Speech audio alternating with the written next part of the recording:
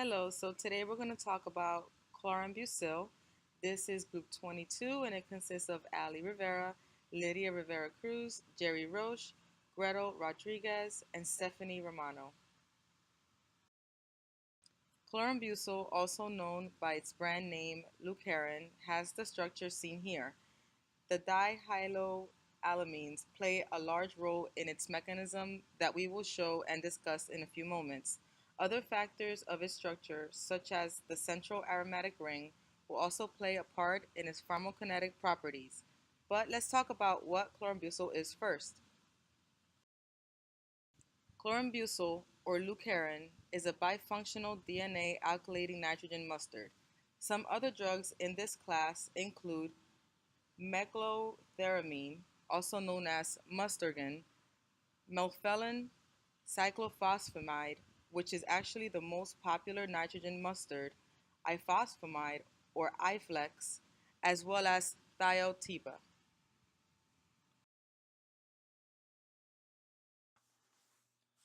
Here we can see chlorambucil's complete mechanism of action.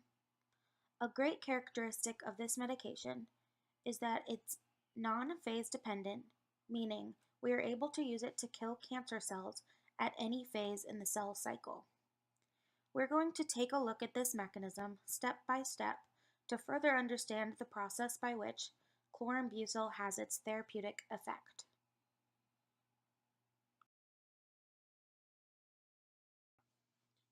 The first step in the therapeutic mechanism of chlorambucil is the formation of the aziridinium ion. Here, a lone pair of electrons from the nitrogen of the mustard intermolecularly attacks its own beta carbon. This causes the chloride ion to be displaced from the structure and forms what is called an aziridinium ion, which is a very electrophilic intermediate. Here, you can see a demonstration of the second step. This is where the DNA comes into play. Here we see a guanine nucleotide in the bottom right portion of the image, specifically N7 of this molecule, that acts as a nucleophile to attack the electrophilic aziridinium ring intermediate that has just been formed in the previous step. This is going to cause the ring to open, as well as alkylates the guanine residue, which can be seen in the bottom left part of the image above.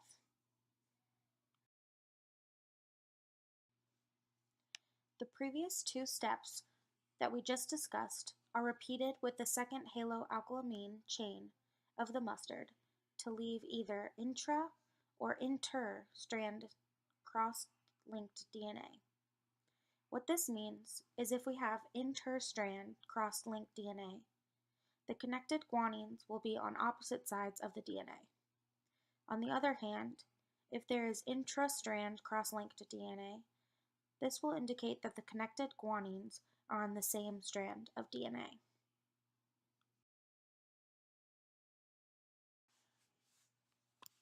We just reviewed the mechanism of action, but what happens next? During transcription, RNA polymerase is not going to be able to separate the two strands because of the cross-link we just discussed. This will lead to a reduction of transcription in all cells this drug gets into. DNA strands cannot be opened, so DNA replication is stopped. Next, rapidly dividing cancer cells are stopped. Repair proteins such as ATM and ATR will detect DNA damage, and in response, they will activate other proteins, leading to activation of p53. This will promote DNA repair and ultimately lead to apoptosis, or cell suicide, completing the mechanism of action by which chlorambucil has its effect.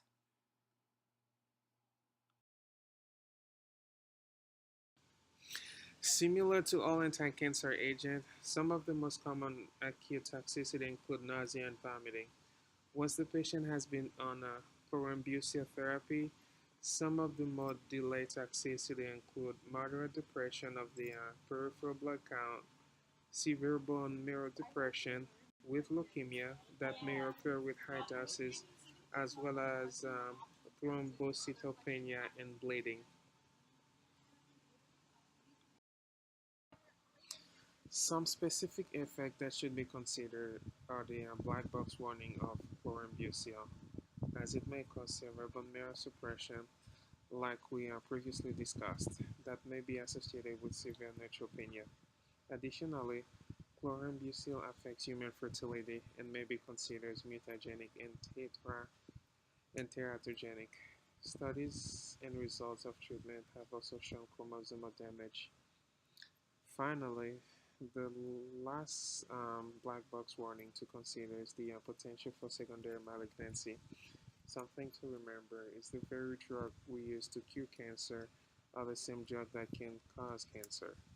Acute myelocytic leukemia and secondary malignancy have been associated with chronic therapy. In this case, the duration of treatment is higher. Doses are associated with the higher risks for development of leukemia.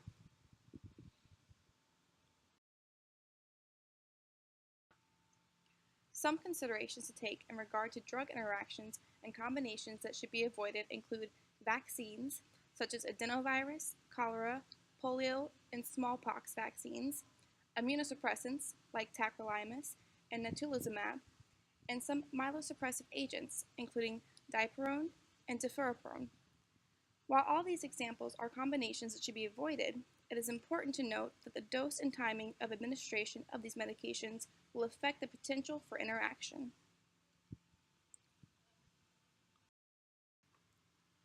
One of the most well-known interactions chlorambucil has is with water. Like DNA, water can act as a nucleophile, leading to an aqueous decomposition of chlorambucil and generating an inactive dehalogenated diol of the mustard. In this case, the drug will lose its activity because it has lost the chlorine atom, which served as good leaving groups. One possible solution to this problem is to add a buffering solution. A slightly acidic pH can help to enhance chlorambucil's stability in aqueous solution, as protonation of the water caused by the decrease in pH can help to decrease the nucleophilicity of the water, inhibiting this reaction and leaving the drug to proceed with its intended mechanism at a slower rate.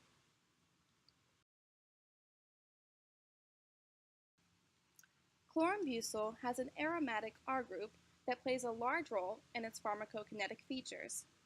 It helps to stabilize the lone pair of electrons on the nitrogen through resonance. This is going to slow the rate of azridinium ion formation, which, as we discussed, acts as the electrophile by which the guanine performs a nucleophilic attack.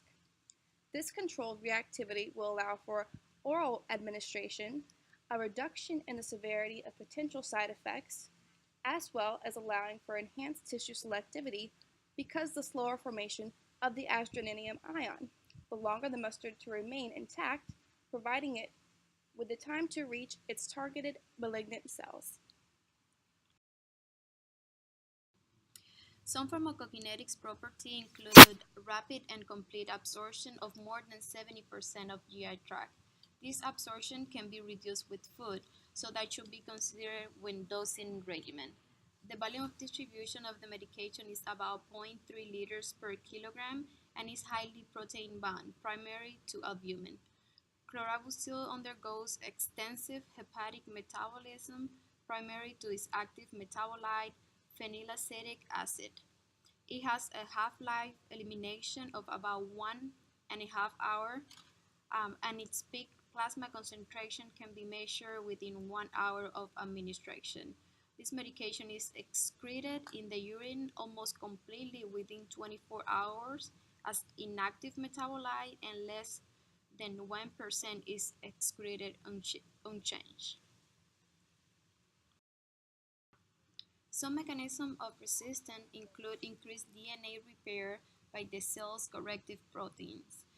There is also a potential of decreased drug permeability into the cell. As we talked about before, this could be affected by the low selectivity of the medication.